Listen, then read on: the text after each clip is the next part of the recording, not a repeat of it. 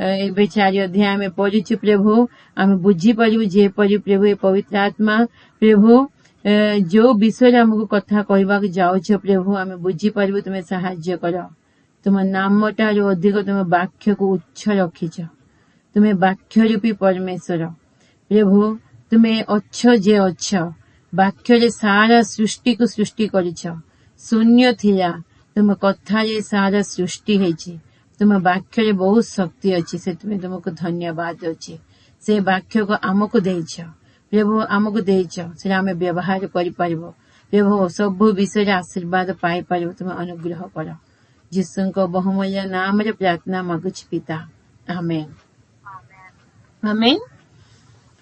आमे last week भी पढ़ी 3 अध्याय सामुएल सान पिला थिला समय प्रभु तांका सहित थिले तापर बड़ होउते प्रभु तांका सहित थिले आज 4 अध्याय प्रभु कौन करछंती एली याजकंकर भूल को आउ तांकर 2टा पुत्रंक भूल को प्रभु तांको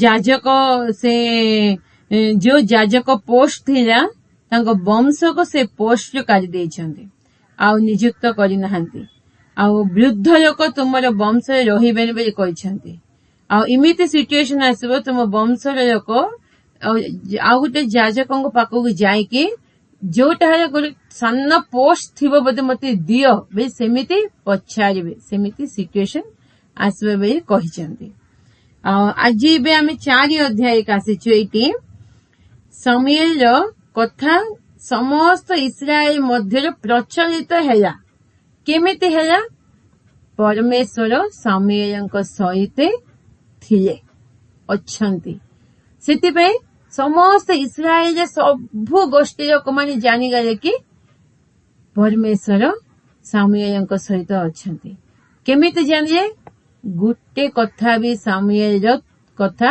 तल पड़वा को देई नांती प्रभु बेले जोटा सामुएल कहछि सेटा हे जाछि एला प्रभु करौछंती सेतमे समस्त जानिए कि परमेश्वर सामुएल सहित अछंती तापरे इस्राएल माने फिलिस्तीय मानक सहित युद्ध करबाकू एबेनेजेर रे एंके अछंती आफेक रे फिलिस्तीय माने अछंती युद्ध पंक्ति रेडी है कि सैन्य माने ठिया युद्ध करबा पय मात्र इस्राएल माने फिलिस्तीय मानक हस्त रे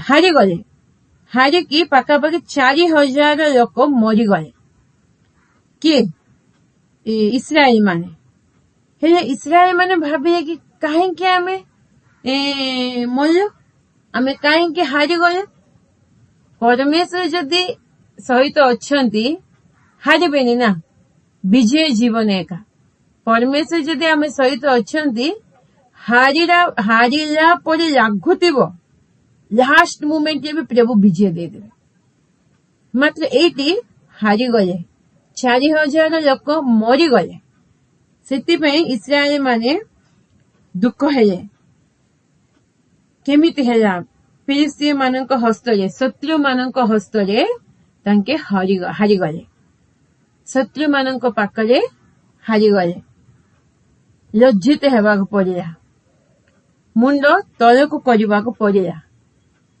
काहेकि प्रभु तो आगे का पढ़ी ना प्रभु को कथा सुनिबा लोक से जगह किए नथिले सेति सामुएल सान पिला को प्रभु तांकर दुखर विषय कहउछंती कथा केबे आमे प्रभु को कथा सुनिबानी आमे निज इच्छा रे जीवा शत्रु मानक पाखरे आमे हारी जीव शत्रु को आम ऊपर विजय आसीबो शत्रु को आम ऊपर खुशी आनंद आसीबो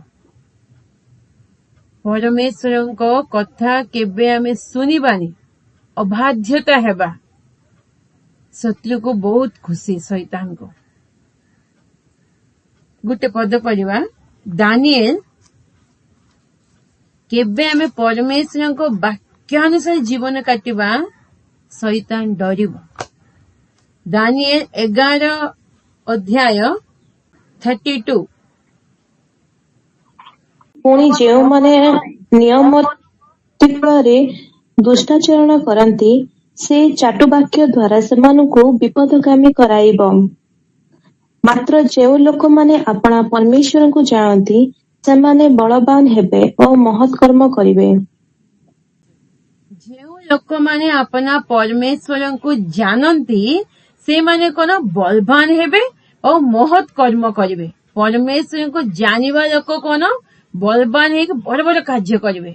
ତା ପୂର୍ବେ କଣ ଲେଖା ହେଇଛି, ପୁଣି ଯେଉଁମାନେ ନିୟମର ପ୍ରତିକୂଳରେ, ନିୟମ ବେଲେ ଯୋଉ ଆଜ୍ଞା ଦେଇଛନ୍ତି ପରମେଶ୍ୱରଙ୍କ ଆଜ୍ଞାରେ ପ୍ରତିକୂଳରେ, ପରମେଶ୍ୱରଙ୍କ କଥାକୁ ପ୍ରତିକୂଳରେ ଏଗେନ୍ଷ୍ଟରେ ଦୁଷ୍ଟାଚରଣ କରନ୍ତି ବେଲେ ବାକ୍ୟ ଜାଣିକି ବି ବାକ୍ୟ ଅନୁସାରେ କିଏ ଜୀବନ କାଟିବେ ନାହିଁ, ଜାଣିଛନ୍ତି ଏଇଟା ଭୁଲ ବେଲେ ବି ବାକ୍ୟ ଅନୁସାରେ ଜୀବନ କାଟିବେ ନାହିଁ, ସେ ବେଲେ କିଏ ଶୈତାନ ଚାଟୁ ବାକ୍ୟ ଦ୍ଵାରା ସେମାନଙ୍କୁ ବିପଦଗାମୀ କରାଇବ।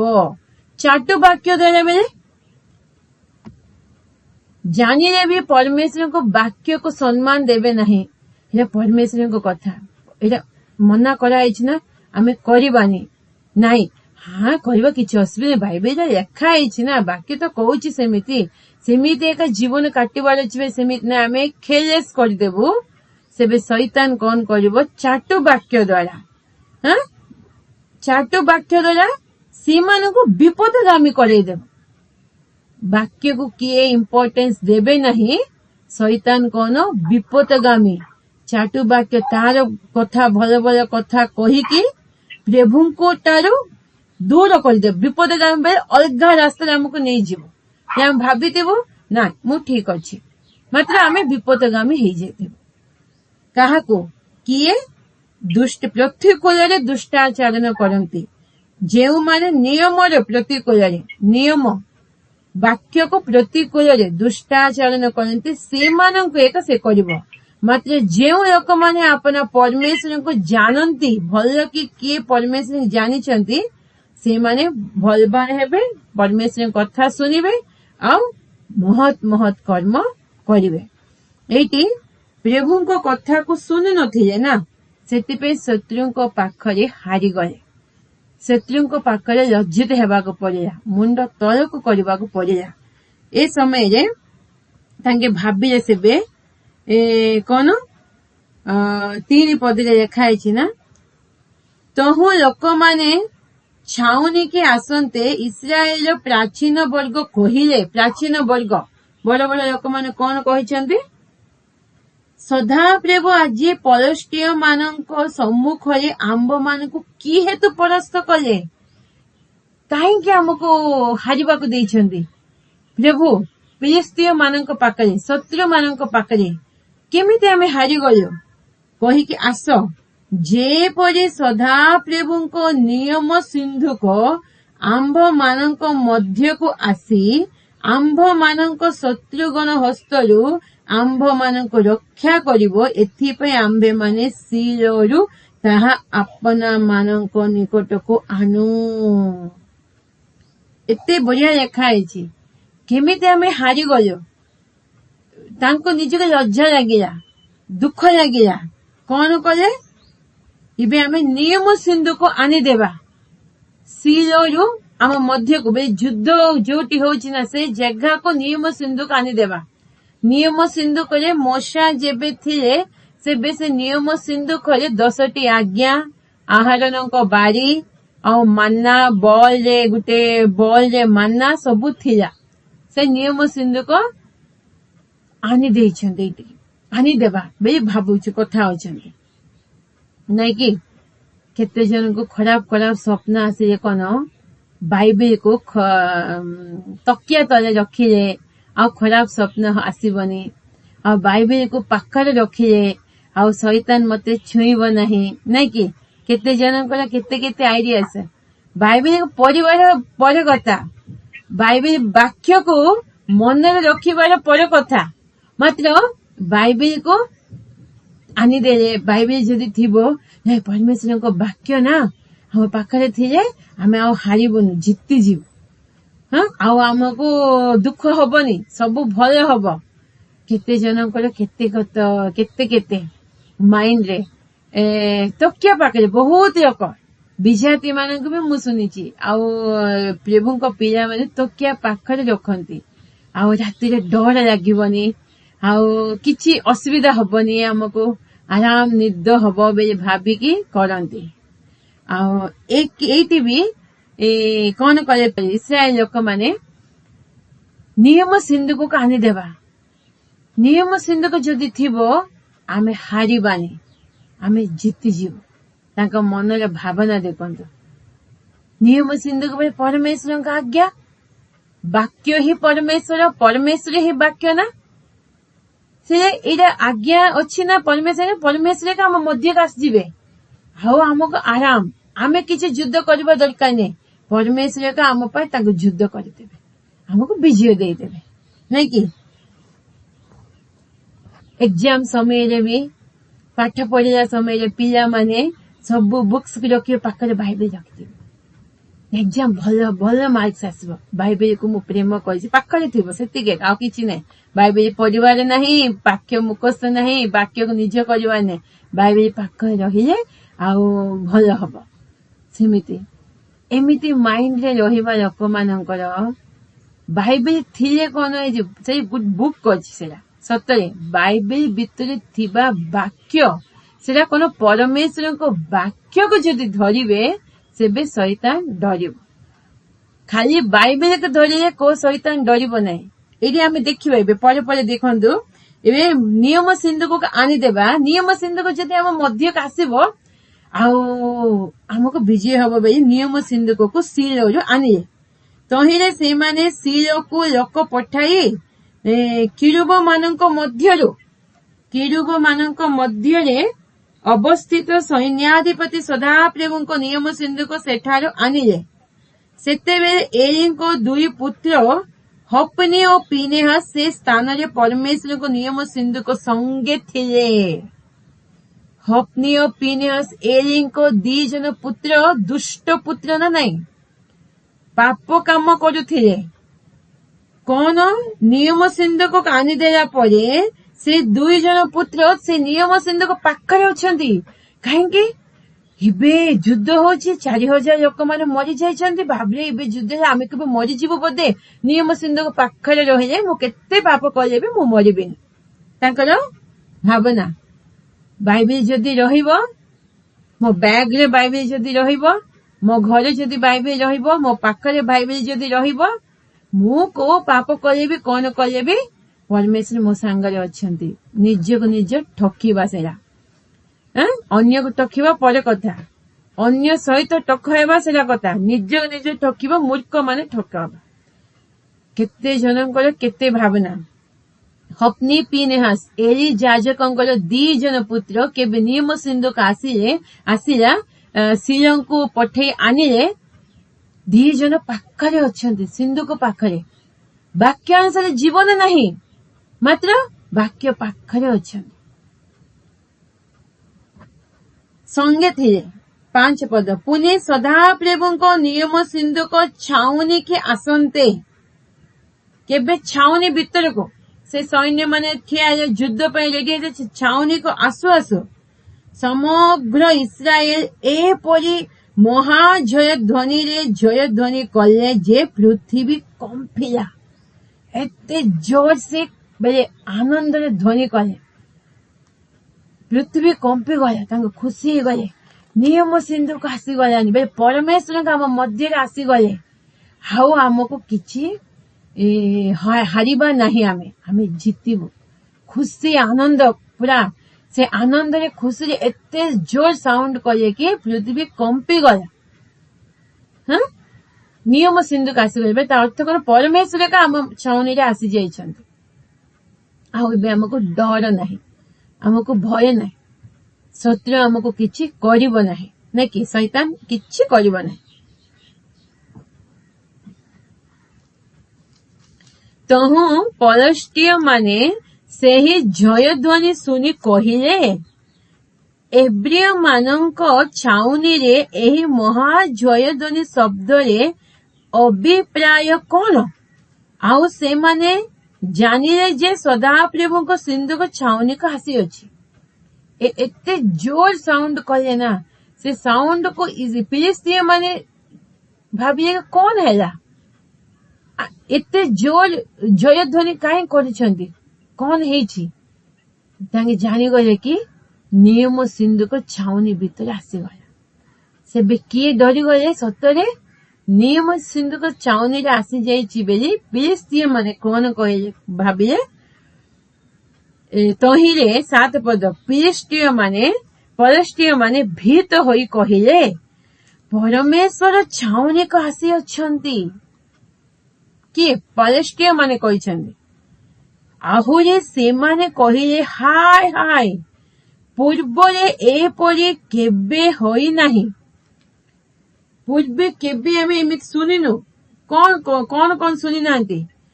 ଯୋଉ ପରମେଶ୍ୱର ବଡ ବଡ କାର୍ଯ୍ୟ କରିଛନ୍ତି ନା, ଲାଲ ସମୁଦ୍ରକୁ 2 ଭାଗ କଲେ, ଆଉ ଏସବୁ ଲେଖା ହେଇଛି ନା।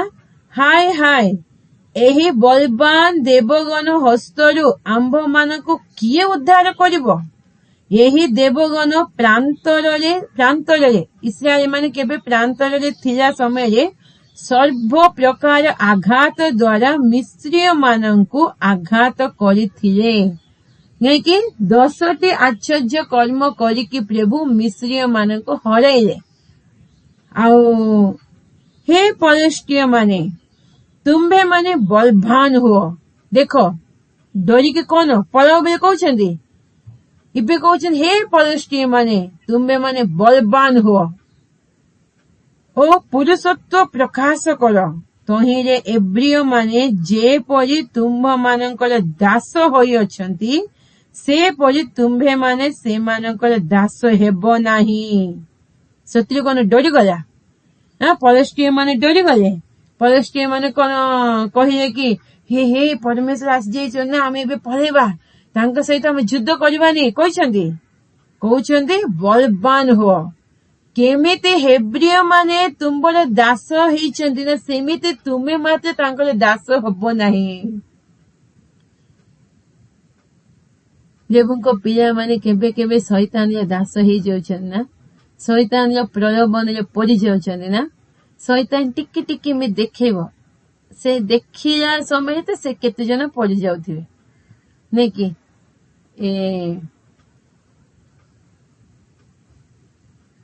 କିଛି କାମ କରିବେନି ମାତ୍ର କେତେ ବିଶ୍ୱାସୀ ମାନେ କଣ, ଏମିତି କରିଦେବା, ସେମିତି କରିଦେବା, ମୁଁ ମରିଯିବି, ମାତ୍ର ମରିବି, ମାତ୍ର ପ୍ରଭୁଙ୍କ ପାଇଁ ଏମିତି ବଞ୍ଚିବି ବୋଲି କେତେ ବଡ ବଡ କଥା କୁହନ୍ତି। ମାତ୍ର ତାପରେ ତାଙ୍କର ଯୋଉ ଦୁର୍ବଳ ବିଷୟ ଆଗକୁ ଆସିବ, ଧୀରେ ଧୀରେ ଧୀରେ, ଆଉ ସେ ବଡ ବଡ କଥା ନାହିଁ।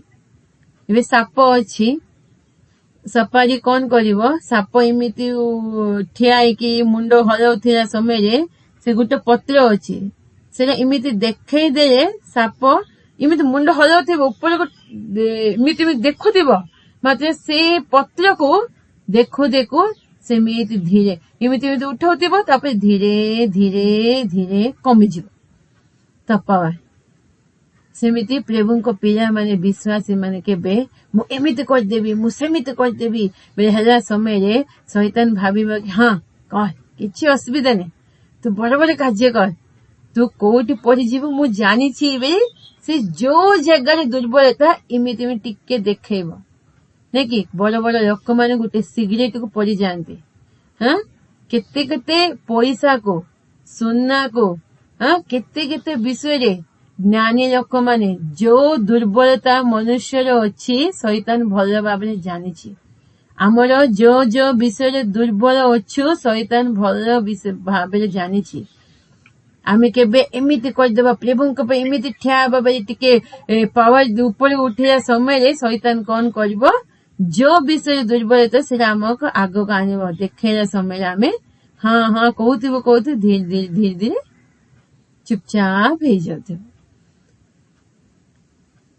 ଶୈତାନ ଡରିବ ନାହିଁ। ଏଇଠି ଫିଲିସ୍ତୀୟ ମାନେ କେବେ ନିୟମ ସିନ୍ଧୁକ ଆସିଲା, କଣ ନିୟମ ସିନ୍ଧୁକ ଆସିଗଲା, ପରମେଶ୍ୱର ଆସିଗଲେ ତାଙ୍କ ଛାଉଣିରେ। ଭାବରେ ଏ ପରମେଶ୍ୱରଙ୍କ ସାମ୍ନାରେ କିଏ ଠିଆ ପଡିବ, ए परमेश्वर प्रांतरे केमिति मिसरीय मानंकु हरेइले सब कहिसंती तापरे कोन कहउछंती फिलिस्टीय माने जे बलवान हुओ जे परी इस्राएल माने तुमको बसीभूत हेई जाइछंती ना सेमिति मात्र तुमे इस्राएल मानंकु बसीभूत हेबार नाही बेली घोषणा करिसंती सेमानंकु प्रकाश कर और कोन हे फिलिस्टीय माने तुम्हें माने बलवान हो और पुरुषत्व प्रकाश करो पुरुषत्व को हाँ तुम्हें रियली पुरुषत्व को तुम्हें प्रकाश करो तुम्हें शक्ति को तुम्हें प्रकाश करिवार अछि कहिबे ना पौरस पुरुष को पौरस थिबे मीसरे पौरस थिबे कोन हम तेलुगु रे अछि मीसरे पौरस थिबो बे केबे पौरस आसीबे बे मिस को इमिति करिवे पिनी हेले से पुरुषत्व को प्रकाश कर तहिरे एब्रिय माने जे परि तुंभ मानकर दास होई अछंती से परि तुम्भे माने से मानकर दास हेबो नाही तुम्भे माने पुरुषत्व प्रकाश करो और युद्ध करो पुरुषत्व को प्रकाश करके युद्ध करो तहिरे फिलिस्टीय माने युद्ध कले और इस्राएल परास्त होई प्रत्येक अपना अपना तंबू को पलाइले सेतेबेले अति महासंहार हैला कारण इस्राएल मध्यरु 30,000 पथाधिक मारा पड़िले छाउनी भीतर को सिंधु नियम सिंधु कासी गले कोन शत्रु कोन डोरी को पळेला युद्ध कले विजय हे गले कि परास्त हेले आउरी आगे 4,000 इबे कोन संहार कले कारण 30,000 पदातिक मारा पड़िले 30,000 छाउनी भीतर को आनी देइछंती नियम सिंधुक को हेले भी शत्रु डरिनी फिलिस्टीय माने जानिछंती ए परमेश्वर केमिति कार्य करिबा परमेश्वर मात्र काईकि हारी गले परमेश्वर को भय जीवन रे नाही पाप जीवन थिला हाँ जाजक माने इस्राएल माने समस्ते पापरे परमेश्वर को आज्ञार लंघन करके जीवन काटुछंती इच्छा अनुसार जीवन काटुछंती सिंधु को आसी गले भी शत्रु डरिनी युद्ध कले आउ बलवान हेले निजक निज आउरी शक्तियुक्त कले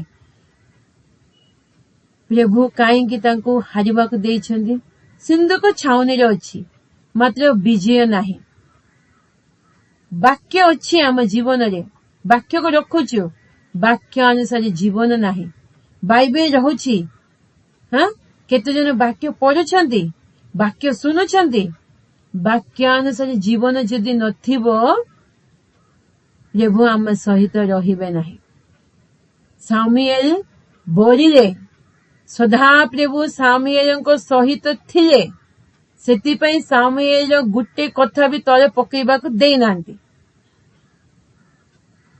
आमे बढुछु आत्मीय जीवन रे प्रभु आम सहित अछंती ना नाही जदि वाक्यानुसार जीवन थिबो प्रभु को भय थिबो ना मु सुनिछि ना इमिति काम मु करिबार नाही करूछि आमे केबे आमे दुर्बलता केतेटा अछि मते आमे केबे वाक्य सुनिबो जानिबो एटा भूल करिबार नै करिबेनि बेले करिबेनि गसिपिंग होछि लेडीज मानकर बेसी वीकनेस गसिपिंग बेले चाटुबा जनन को परे जने कहिबा 4 जन जदि मिसे जिबे 2-3 जन दुर्बल गण आउ जनन को परे कथा हेबा एरा लेडीज मानकर बहुत केतेटा अछि प्राय वीकनेस थिबो से विषय में बहुत जागृत जोटा जोटा हमर वीकनेस अछि जोटा प्रभु की इच्छा नै आमे करूछु कि जदि हमर वाक्य अनुसार जीवन थिबो हमर हारिबार हबनी सबु बेले विजय जीवन एक हबो केबे शत्रु हम भीतर जीवन भीतर पसिबो हैरान करिवो केबे आमे वाक्य को उच्च करिवनो ବାକ୍ୟ को परमेश्वर कथा को मानिबुनु। 138 रो गीत संहिता 2 पदरे सेकेंड लाइन लिखा है। कारण तुम्बे आपनार सकल नाम अपेक्षा आपनार वाक्य महत् करियछ। परमेश्वर एका तांकर सकल नाम अपेक्षा सकल नाम केते नाम तांकर अछि से सब नाम अपेक्षा तांकर वाक्य को उच्च करिसंती। आउ आमे केते उच्च करिवार अछि परमेश्वर को उच्च रखिसंती बेले आमे वाक्य को केते उच्च रखिबार अछि। परमेश्वर को वाक्य को केते रेस्पेक्ट देवार अछि केते अधिक मानिबार अछि। जीसु कहिबे ना वाक्य अनुसार जीवन काटिबा लोक ही मोर भाई मो माँ मो भौनी ए सब कहिबे। वाक्य अनुसार जीवन काटिबा लोकन को आ गोटे 110 अध्याय 10 पद सदा प्रभु विषयक भय ज्ञानर आरंभ।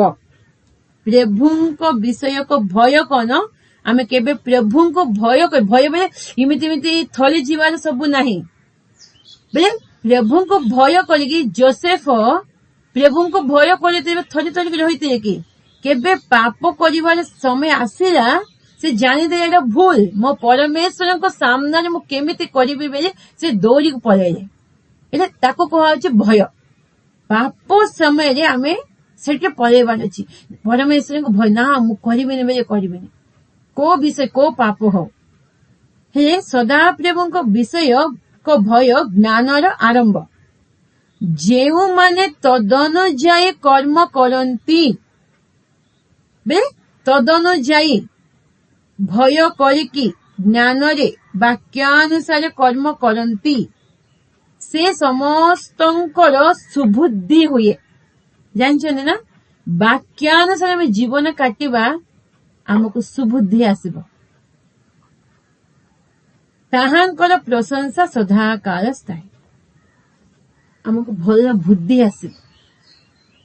वाक्य को माने की चलिए हमको भल बुद्धि भी आसीबो हमें जानी परिबा ज्ञान हब आसीबो को समय रे केमिति कोडी चलिबो से प्रभु से बुद्धि ज्ञान देवे। पैसा अछि मते पैसा को केमिति यूटिलाइज करबा बुद्धि थिले तो हबो ज्ञान थिले हे जीवनी ज्ञान थिले पाठ हबो पाठ हेई गले हे जीवनी। भल पाठ पढ़िबा लोक भी बुद्धि नथिबो केमिति जीवन काटिबार अछि केमिति कोन कोटी करिबार अछि किछि जानि नथिबे ज्ञान थिले हबोनी बुद्धि मेन दरकार अछि। पाठ पढ़िकी भल मार्क आसी जाइछि मात्र बुद्धि कोन बड़ बड़ ज्ञानी लोक बड़े बड़ बड़ ऑफिसर्स माने मद पिउछन्ति बड़ बड़ लोक माने खराब खराब काम करूछन्ति ताकर बुद्धि नाही पैसा को वेस्ट उड़ाउछन्ति केमिति यूटिलाइज करबा बुद्धि नाही केमिति सेव करबा केमिति यूज करले अन्य को उपकार हबो जानि नाहंती। ज्ञान अछि जॉब पाइछन्ति बेसी लक्ष लक्ष टंका आसछि आउ से केमिति वेस्ट यूज करबा जानि नाहंती बुद्धि थिले तो से जानिबे ना सब आइटम्स घरे थिबो बुद्धि थिले जोटी केमिति सजेइबा सब हबो नॉलेज जो आइटम जोटी पड़िथिबो ज्ञान थिले हे जीवन बुद्धि भी दरकार अछि। प्रभुंको वाक्य को आमे मानिबा हमको सुबुद्धि हबो। एटी 30,000 पदातिक मारा पड़िले पुनि परमेश्वर को सिंधु को धरा पड़िला आउ एलिंकर 2 पुत्र हप्नी और पिनेहास हत हेले। धरा पड़िला बेले पलस्टीय माने से सिंधु को नहीं गए आउ एलिंकर 2 पुत्र भी मरी गए। प्रभु तो कही ना तुम भूल अच्छी कौन सिंधु को पाखरे ठिया गले कौन मरबे नहीं ପୁଣି ସୈନ୍ୟ ମଧ୍ୟରୁ ବିନ୍ୟାମିନୀୟ ଜଣେ ଲୋକ ଦୌଡ଼ିଲା। ପୁଣି ସେ ଆପଣା ବସ୍ତ୍ର ଚିରି ମସ୍ତକରେ ମାଟି ଦେଇ ସେହି ଦିନ ଶିଳରେ ବିନ୍ୟାମିନୀୟ ଜଣେ ଲୋକ ଦୌଡ଼ିକି ଆପଣା ବସ୍ତ୍ର ଚିରିକି ସବୁ ଦେଖିଲା। ତା କଷ୍ଟ ଲାଗିଲା। ବେଳେ କଣ ସିନ୍ଦୁକ ଧରା ପଡିଗଲାନି ନା, ମସ୍ତକରେ ମାଟି ପକେଇକି ଶିଳରେ ଉପସ୍ଥିତ ହେଲା। ପୁଣି ସେ ଉପସ୍ଥିତ ହେବା ସମୟରେ ଦେଖ ଏଲି ବାଟ ପାଖରେ ଅପେକ୍ଷା କରି ଆପଣା ଆସନରେ ବସି ରହିଅଛନ୍ତି, କାରଣ ପରମେଶ୍ୱରଙ୍କ ସିନ୍ଦୁକ ନିମନ୍ତେ ତାଙ୍କର ଅନ୍ତଃକରଣ କମ୍ପିତ ହେଉଥିଲା। ଏଥିରେ ସେହି ଲୋକ ନଗରକୁ ଆସି ସମ୍ବାଦ ଦିଅନ୍ତେ ନଗର ଯାକ କାନ୍ଦି ଉଠିଲେ। ଏଲି ଯାଜକ କଣ ସିନ୍ଦୁକ ମନ୍ଦିର ସିନ୍ଦୁକ ଥିଲା ନା, ଏଲି ଯାଜକ ମନ୍ଦିର ଥିଲା ନା, ସମୁଏଲ ବି ଥିଲା ନା। କେବେ ସିନ୍ଦୁକକୁ ନେଇକି ପଳେଇଲେ, ଏଲି ଯାଜକ ଦେଖୁଛନ୍ତି ସିନ୍ଦୁକ ପଳେଇଗଲା, ସିନ୍ଦୁକକୁ ଛାଉଣିରେ ନେଇଛି, କଣ ହବ ଏବେ, କୋଉ ପରିସ୍ଥିତି ଘଟିବ। ନ୍ୟୁଜ ଶୁଣିବା ପାଇଁ ସେ ଜଗିକି ରାସ୍ତାରେ ବି ଠିଆ ହେଇଛନ୍ତି, କିଏ ଆସିବ, ସେ ଯୁଦ୍ଧ ଛାଉଣିଟେ କିଏ ଆସିବ ନ୍ୟୁଜ କହିବ ବୋଲି। ଜଣେ ଲୋକ ଦୌଡ଼ିକି ଆସିକି ଏମିତି କଥା କହିଲା କି ସମସ୍ତଙ୍କ ନଗର ଯାକ କାନ୍ଦି ଉଠିଲେ। ଆଉ କଣ କହିଛନ୍ତି, ନିୟମ ସିନ୍ଦୁକ ଧରା ପଡିଲା। ଆଉ ଏଲି ଯାଜକଙ୍କ ଦୁଇଟା ପୁତ୍ର ମରିଗଲେ। ଦିଟା ପୁତ୍ର ମରିଗଲେ କିଛି ଅସୁବିଧା ନାହିଁ, ତାଙ୍କ ପାପୀ ଲୋକମାନେ ନା, କାହାକୁ କିଏ ଟେନସନ ନାହିଁ। ମତେ ନିୟମ ସିନ୍ଦୁକ ଧରା ପଡିଗଲାନି ନା, ଶତ୍ରୁଙ୍କ ହସ୍ତରେ ପଳେଇଲା ନା। ଏବେ ପରମେଶ୍ୱରଙ୍କ ମହିମା, ପରମେଶ୍ୱରଙ୍କ ଶକ୍ତି ଇସ୍ରାଏଲ ଠାରୁ ପଳେଇଲା। ପୁଣି ଏଲି ସେହି କ୍ରନ୍ଦନ ଶବ୍ଦ ଶୁଣି କହିଲେ, ଏହି କଲହଳ ଶବ୍ଦର ଅଭିପ୍ରାୟ କଣ? ତହୁ ସେହି ଲୋକ ଶୀଘ୍ର ଆସି ଏଲିଙ୍କୁ ସମ୍ବାଦ ଦେଲା। ସେ ସମୟରେ ଏଲି 98 ବର୍ଷ ବୟସ ଥିଲେ ଓ ତାଙ୍କର ଚକ୍ଷୁ ଶୁବ୍ଧ ହେବାରୁ ସେ ଦେଖି ପାରିଲେ ନାହିଁ। 98 ବୃଦ୍ଧ ଲୋକ ଆଉ ଭାରି ଲୋକ, ମୋଟା ଲୋକ। ପୁଣି ସେହି ମନୁଷ୍ୟ ଏଲିଙ୍କୁ କହିଲା, ଜଣେ ମନୁଷ୍ୟ ଯୁଦ୍ଧର ଛାଉଣିରୁ ଦୌଡ଼ିକି ଆସି କହୁଛି, ଆମ୍ଭେ ସୈନ୍ୟ ମଧ୍ୟରୁ ଆରତ ଲୋକ ଓ ଆମ୍ଭେ ଆଜି ସୈନ୍ୟ ମଧ୍ୟରୁ ପଳାଇ ଆସିଲୁ। ତହିଁରେ ସେ କହିଲା, ହେ ପୁତ୍ର, କି କଥା ହେଲା? ତହୁ ସମାଚାର ଆଣିବା ଲୋକ ଉତ୍ତର କରି କହିଲା, ଇସ୍ରାଏଲ ପଲିଷ୍ଟିୟ ମାନଙ୍କ ସମ୍ମୁଖରେ ପଳେଇଲେ ଓ ଲୋକମାନଙ୍କ ମଧ୍ୟରେ ମହାସଂହାର ହେଲା। ମଧ୍ୟ ତୁମ୍ଭର ଦୁଇ ପୁତ୍ର ହଫ୍ନି ଓ ଫିନେହାସ ମଲେ। ପୁଣି ପରମେଶ୍ୱରଙ୍କ ସିନ୍ଦୁକ ଧରାଗଲା। ଏ ବିଷୟ କେବେ ସେ ଲୋକ କହୁଛି, କେବେ ଶୁଣୁ ପରମେଶ୍ୱରଙ୍କ ସିନ୍ଦୁକ ବିଷୟରେ ଶୁଣୁ। ସେହି କ୍ଷଣି ଏକା ଦ୍ୱାର ପାଖରେ ଠିଆ ହେଇଥିଲେ ନା, ସେମିତି ଆପଣ ଆସନରେ ପଛରେ ଏମିତି ପଡିକି ମରିଗଲେ। ତାଙ୍କେ ଭାରି ଲୋକ ଥିଲେ, ବହୁତ ମୋଟା ଲୋକ। ଏମିତି ଶୁଣିକି ଆଶ୍ଚର୍ଯ୍ୟ ହେଇଗଲେ, ଏମିତି ପଛରେ ଏମିତି ପଡିକି ମରିଗଲେ ସାଙ୍ଗେ ସାଙ୍ଗେ। ସେ କଣ 40 ବର୍ଷ ଇସ୍ରାଏଲ ବିଚାର କଲେ। 40 ବର୍ଷ ଯାଜକ ପଦେ ଥାଇକି ବିଚାର କରିଥିଲେ। ସେ ସମୟରେ ତାଙ୍କର ପୁତ୍ରବଧୂ ବେଳେ ବହୁ ପିଲା, ଫିନେହାସର ଭାର୍ଯ୍ୟା ଗର୍ଭବତୀ। ସେ ବି ଶୁଣିଲା, ସେ ଟାଇମରେ ପ୍ରସବ କାଳ ହେଇଥିଲା ବେଳେ, ପୁରା ଡେଲିଭରି ଟାଇମ ଆସିଗଲାନି। ସିନ୍ଦୁକ ଧରା ଗଲା ବେଳେ ସେ ବି ଶୁଣୁ ଆଉ ତାଙ୍କର ଶ୍ୱଶୁର ମରିଯାଇଛନ୍ତି, ସ୍ୱାମୀ ମରିଯାଇଛନ୍ତି। ଏ ସମ୍ବାଦ ଶୁଣୁ ଆଣ୍ଠଏ ପଡି ପ୍ରସବ ହେଇଗଲାନି ତାର ବି। ତହୁ ପ୍ରାୟ ତା ମରଣ ସମୟରେ ତାହା ନିକଟରେ ଠିଆ ହେଇଥିବା ସ୍ତ୍ରୀ ମାନେ, କେବେ ସେ ଡେଲିଭରି ହେଲା, ସେ ମରିଯାଉଛି, ମରୁଛି, ଡେଲିଭରି ହେଇଗଲାନି, ପୁଅ ହେଲା, ତାପରେ ସେ ମରିଗଲାନି। ଆଉ କିଛି ଉତ୍ତର ଦେଇନି। ସେ ପୁଅର ନାଁ ଦେଇଛନ୍ତି ଇକାବୋଦ। ହୀନ ଗୌରବ ବେଲେ ଗୌରବ ହୀନ ହେଇଗଲା। ଇସ୍ରାଏଲ ଗୌରବ ହୀନ ହେଇଗଲା, ତଳକୁ ପଡିଗଲା ଆଉ ଗୌରବ ଚାଲିଗଲା। ସେଥିପାଇଁ ତାକୁ ଐକାବୋଧ ବେଲେ ନା ଦେଲେ। ଆଉ ସେ କହିଲା ଇସ୍ରାଏଲ ମଧ୍ୟରୁ ଗୌରବ ଚାଲିଗଲା କାରଣ ପରମେଶ୍ୱରଙ୍କ ସିନ୍ଦୁକ ଧରାଗଲା। ଏଠି ଆମେ କଣ ଶିଖୁଛୁ? ବହୁତ ବିଷୟ ଅଛି ଶିଖିବା ପାଇଁ। ବାକ୍ୟକୁ ଆମେ କେବେ ଧରିବା ଗୋଟେ ଗୋଟେ ବାହନ ପରି। ବାକ୍ୟ ଶୈତାନ ସଙ୍ଗରେ ଆମେ ଯୁଦ୍ଧ କରିବାର ଅଛି ବେଲେ ବାକ୍ୟ ହଉଛି ପରମେଶ୍ୱର ଏକ ବାକ୍ୟ। ଭାବନାରେ ଯଦି ଶୈତାନ ପଶୁଛି, ବାକ୍ୟକୁ ବେଶୀ ଭାବିବା, ବାକ୍ୟକୁ ବେଶୀ ମେଡିଟେଟ କରିବା, ଧ୍ୟାନ କରିବା, ଶୈତାନ ସେ ଜାଗାରେ ରହିବନି। କୋଉ ବାକ୍ୟକୁ? ମନୁଷ୍ୟ ମାନଙ୍କ ବାକ୍ୟରେ ନାହିଁ। ଆମ ଲୋକମାନଙ୍କର ଦୁର୍ବଳତା କଣ? ବିଶ୍ୱାସୀ ମାନଙ୍କର ବାକ୍ୟକୁ, ପରମେଶ୍ୱରଙ୍କ ବାକ୍ୟକୁ ସାଙ୍ଗେ ସାଙ୍ଗେ ଆମେ ଭୁଲିଯିବ। ମାତ୍ର ଶତ୍ରୁମାନେ, କୋ ଲୋକମାନେ କଣ କଣ କଥା କହିଦେଇଥିବେ, କେବେ ନା ସେଇଟା 10 ବର୍ଷ ପର୍ଯ୍ୟନ୍ତ ସେ ଏମିତି କହିଲା ମତେ, ସେ ସେମିତି କହିଲା ମତେ, ସେ ଭୁଲି ଯାଇଥିବ। ସେ ଆରାମରେ ଥିବ, ସେ ଆଉ ଥରେ ଆସିକି ଭଲ ଅଛି କି ବୋଲି ପଚାରିବ, ସେ ଭୁଲି ଯାଇଥିବ। ମାତ୍ର ସେଇଦିନ ସେମିତି କୋଉ ମନରେ କହିଦେଇଛି ନା କଣ, ସେ ଭୁଲି ଯାଇଥିବ। ମାତ୍ର ଆମେ ଧରିଥିବ ସେ କଥାକୁ। ଆହୁରି ଆହୁରି ଶୈତାନ କାର୍ଯ୍ୟ ବେଶୀ କରିବ। ମାତ୍ୟ 4 ଅଧ୍ୟାୟରେ ଅଛି ନା, ଶୈତାନ କଣ ବାକ୍ୟ ଜାଣିନି ବୋଲି ନାହିଁ, ଭଲ କି ଜାଣିଛି ବାକ୍ୟ। ମାତ୍ର ବାକ୍ୟ ଅନୁସାରେ ଜୀବନ କାଟିବାକୁ ତା ଇଚ୍ଛା ନାହିଁ। କିଏ ଆମେ ଭଲ କି ବାକ୍ୟ ଜାଣିଛୁ, ମୁଁ ବି ଏମିତି ପ୍ରଚାର କରିଦେଉଛି ବୋଲି ନା ଶୈତାନ ଡରିଯିବ ନା। କେବେ ମୁଁ ବାକ୍ୟ ଅନୁସାରେ ଜୀବନ କାଟିବେ, ପ୍ରଭୁ ମତେ ଆଶୀର୍ବାଦ କରିବେ, ପ୍ରଭୁ ମୋ ସଙ୍ଗରେ ରହିବେ। ବାକ୍ୟ ଭଲ କି ଜାଣିଲେ ହେଇଯିବନି।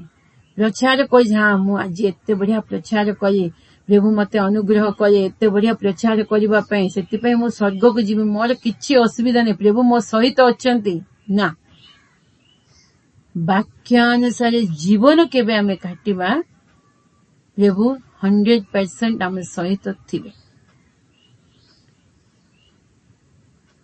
ଏଠି କାହିଁକି ଲେଖା ହେଇଛି? ଇସ୍ରାଏଲ ମାନେ ହାରିଗଲେ, ହେଲେ ତାଙ୍କେ ଭାବିଲେ କି ନିୟମ ସିନ୍ଧୁକ ଆସିକି ରହିଲେ ଆମେ ଜିତିବୁ। ନିୟମ ସିନ୍ଧୁକ ଆଣିଲା ପରେ ଏତେ ଖୁସି ହେଇଗଲେ, ପରମେଶ୍ୱର ଆମ ମଧ୍ୟକୁ ଆସି ଯାଇଛନ୍ତି। ମାତ୍ର ତାଙ୍କ ଜୀବନ ବଦଳିନି। ବାଇବେଲ ଅଛି, ବାକ୍ୟ ପଢୁଛୁ, ପ୍ରାର୍ଥନା କରୁଛୁ, ବାକ୍ୟ ଶୁଣୁଛୁ, ବାକ୍ୟ ପ୍ରିପେୟାର କରିକୁ କହୁଛୁ, ମାତ୍ର ଆମେ ବାକ୍ୟ ଅନୁସାରେ ଜୀବନ ନାହିଁ, ଆମ ଜୀବନ ବଦଳୁନି। ସେ ପାପ ଜୀବନ, ସେ ପୁରାତନ ଜୀବନ ହବ କି? ସବୁ ଶୁଣିଲେ ହବନି। ଫିଲିଷ୍ଟିୟ ମାନେ କଣ କଲେ? ନିଜକୁ କହୁଛନ୍ତି ବଳବାନ ହୁଅ। ସେ ପରମେଶ୍ୱରଙ୍କ ସାମ୍ନାରେ କିଏ ଠିଆ ହେଇପାରିବେ? ତାଙ୍କେ ଜାଣିଛନ୍ତି, ଶତ୍ରୁ ଜାଣିଛି, ଶୈତାନ ଭଲ କି ବାକ୍ୟକୁ ଜାଣିଛି। ପରମେଶ୍ୱରଙ୍କ ବାକ୍ୟରେ କେତେ ଶକ୍ତି। ଶୂନ୍ୟ ଥିଲା ନା, ଆଦି ପୁସ୍ତକରେ 1 ଅଧ୍ୟାୟ ଯାକ ପୁରା ଶୂନ୍ୟ ଥିଲା। ଜଳ ଉପରେ ଅନ୍ଧକାର ଥିଲା, ଆତ୍ମା, ପ୍ରଭୁଙ୍କର ଆତ୍ମା ଥିଲା।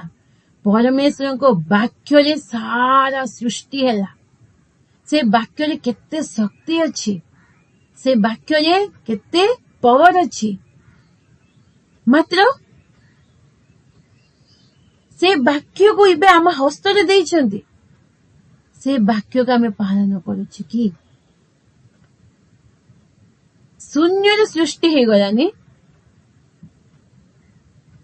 ତାଙ୍କ ନାମରୁ ଅଧିକ ବାକ୍ୟ ଗୁଚ୍ଛ ରଖିଛନ୍ତି। ବାକ୍ୟ ଏକ ପରମେଶ୍ୱର।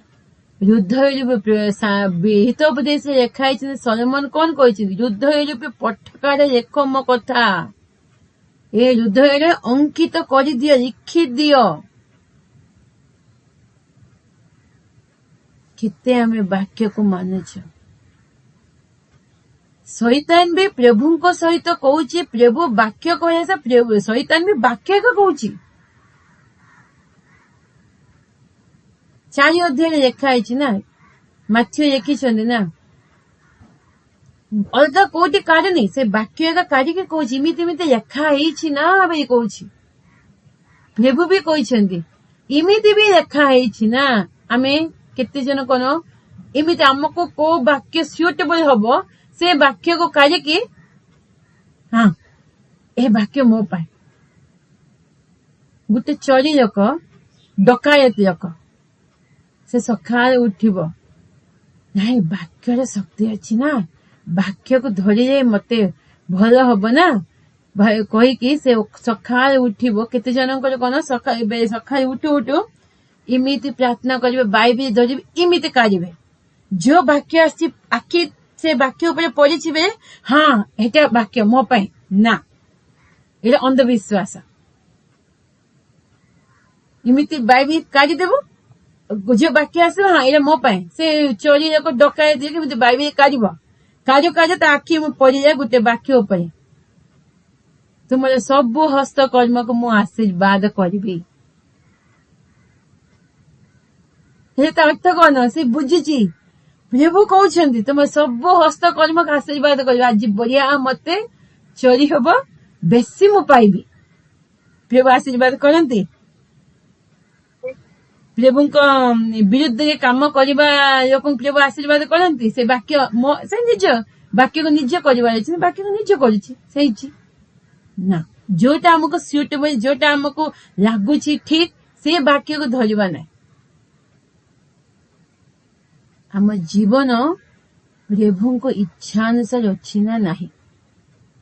ପ୍ରଭୁଙ୍କ ଇଚ୍ଛା କଣ ବାଇବେଲରେ ପୁରା କ୍ଲିୟର ଲେଖା ଅଛି।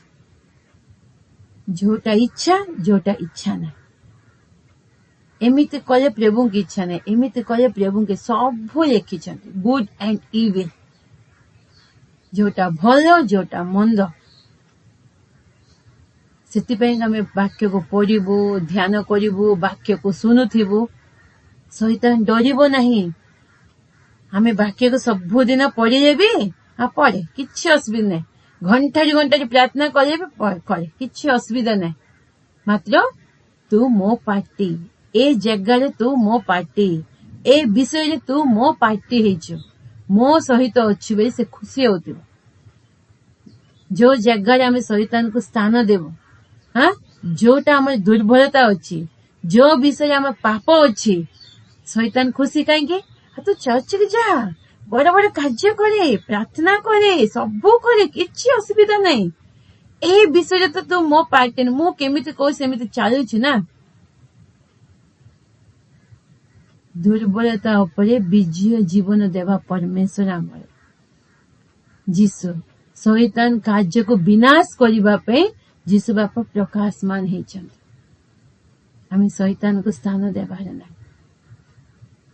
ଆମେ ଡିସାଇଡ ନେବାର ଅଛି, ପ୍ରଭୁ ଖାଲି ବାଇବେଲ ରହିଲେ ହବନି, ବାକ୍ୟ ରହିଲେ ହବନି, ବାକ୍ୟ ମୋ ଅନ୍ତରରେ ରହୁ, ବାକ୍ୟାନୁସାରେ ଜୀବନ ମୋର ହଉ। ପବିତ୍ର ଆତ୍ମା କେବେ ଗାଇଡ କରିବେ, ପବିତ୍ର ଆତ୍ମା ଗାଇଡେନ୍ସରେ ଆମେ ରହିବୁ ବେଲେ ବାକ୍ୟର ଅଧୀନରେ ଆମେ ଅଛୁ। କାହିଁକି? ପବିତ୍ର ଆତ୍ମା କେବେ ବି ପରମେଶ୍ୱରଙ୍କ ବିପଦରେ କହିବ ନାହିଁ, ପରମେଶ୍ୱର ଇଚ୍ଛା ଅନୁସାରେ ଆମକୁ ଚଲେଇବ। ସବୁବେଳେ ଆମେ ପ୍ରାର୍ଥନା, ନିଜକୁ ନିଜେ ଆମେ ଠକିବା ନାହିଁ। ମୁଁ ଠିକରେ ଚାଲିଛି, ମୁଁ ଠିକ ଅଛି ନା। ଲୋକମାନଙ୍କୁ ପ୍ରଶଂସା କଲା ସମୟରେ ମତେ ଏ ଲୋକ ପ୍ରଶଂସା କଲେ, ଦେଖିଲେ ନା ମୁଁ ଠିକରେ ଅଛି ନା। ଶୈତାନ ସେଇ ରାସ୍ତାରେ ବି ଚାଟୁବାଦୀ ବାକ୍ୟ ଲେଖା ହେଇଛି ନା, ଦାନିଏଲ ଆମେ ପଢିଥିଲେ ନା। ସେ କଣ କରିବ?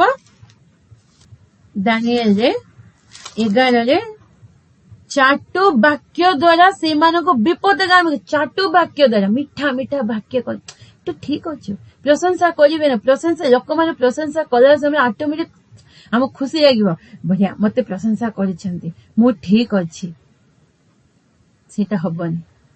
କଣ କରିବ ଶୈତାନ? କିଏ କିଏ ବାକ୍ୟକୁ ମାନିବେ ନାହିଁ, ଦୁଷ୍ଟାଚରଣ କରିବେ ନିୟମକୁ, ସେ ଲୋକମାନଙ୍କୁ କଣ କରେ? ଚାଟୁ ବାକ୍ୟ ଦ୍ୱାରା ବିପଦଗାମୀ କରେଇଦେବ।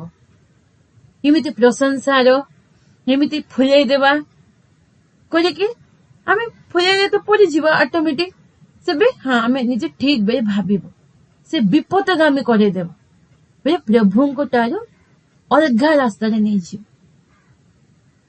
को लोक मान प्रशंसा कले भी नहीं प्रशंसा करते हम खुशी लगे ओके मात्र प्रभु को पाखरे आम आंठु पातिला समय आम कह प्रभु हार्टली आम केबे प्रभु को मागिबा प्रभु जनइबे मु तुम इच्छा अनुसार अच्छी ना नहीं तुम इच्छा मो जीवन होची ना नहीं लोक मान प्रशंसा नाई प्रभु मो निजरे भी मो निज को निज ठकी भी नाई प्रभु तुम्हें मो सांगे कथा को जो जगह तुम इच्छा अनुसार जीवन नहीं से जगह मत तुम्हें सजार आम समर्पण हो जीवार अच्छे प्रभु को पाखरे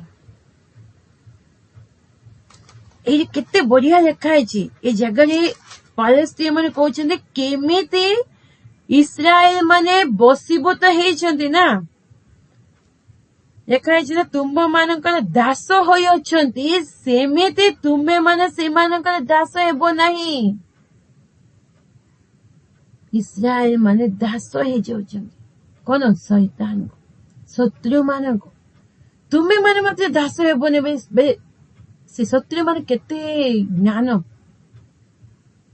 हमें जदि वाक्य अनुसार जीवन काटिबा आहरी ज्ञान हमको प्रभु देवे शैतान जो सब चाहे को भी जानवा ज्ञान देवे प्रभु हमें जान दे पारिबो प्रभु को वाक्य को धरिक ना मु इमिति चलिबे ए विषय मोर पड़ जाउछि हां प्रभु मु इमिति करिबिनी मते तुमे से शक्ति दियो पवित्र आत्मा शक्ति तुम ऊपर आवरे दे कौन हबो साक्ष्य हबो बे लेखा है कौन साक्ष्य बेले जो विषय आमे पड़ जाउछि ना से विषय आमको शक्ति युक्त कर आमको उठेब और पढ़ा को देवन से पवित्र आत्मा पाई बड़ चिन्ह से शक्ति पाई केते जनकर लेडीज मानकर भी झील पिला मानकर भी पुओ पिला मानकर भी सान पिला मानकर भी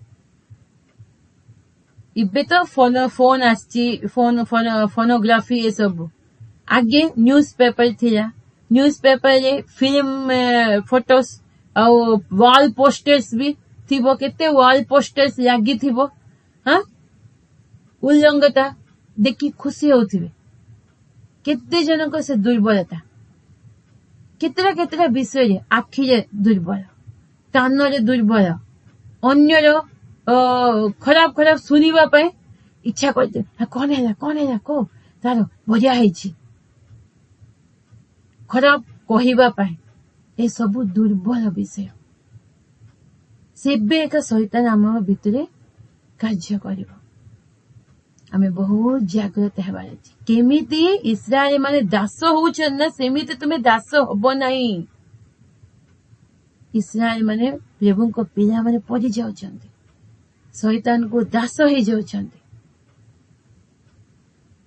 शैतान के लोक माने प्रभु को किए जानी नहांती तांके केते जागृत रे प्रभु को सहित पिला माने प्रभु कहिसंती विजाति मान को तुम दूर हुओ लेखा है ना पृथक हेले एक मु तुम भीतर आसबि कार्य करिबि एठी कोन विजाति मान सहित सहभागिता करिबे विजाति माने किए भी चेंज हेबे नहीं तांका हम से आसु मतलब आमे तांका पाको जीवाने चेंज हो जाउछन्ति कि प्रभु को ग्रहण करिसंती कि प्रभु कार्य आसुचन्ति कि नहीं खाली रे सब ऊपर सब विषय रहिबे मात्र जो विषय आसब रियल से प्रभु को वाक्य विषय और प्रार्थना दूर हो मार्केटिंग बुलवा के जीवे होटल बुलवा के जीवे प्रार्थना का सब ना चर्च ना आ सब विषय बुला बुली सब विषय खाइबा नेबा देबा सब मते प्रार्थना का आसबेनी